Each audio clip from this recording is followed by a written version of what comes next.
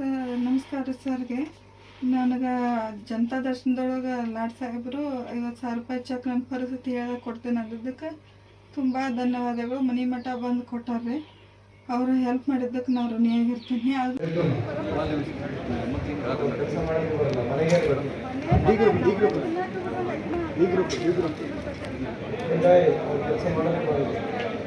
ಈಗ ಫೌಂಡೇಶನ್ 5,000 ರೂಪಾಯಿ ಕೊಡು, ತಿಂಗಳ ಫೌಂಡೇಶನ್ ಆಯ್ತು ಮಾಡಬೇಕು.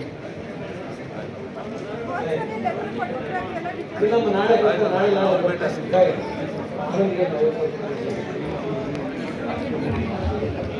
ಹೆಸರು ಪ್ರತಿಭಾ ದೇವರದವರು.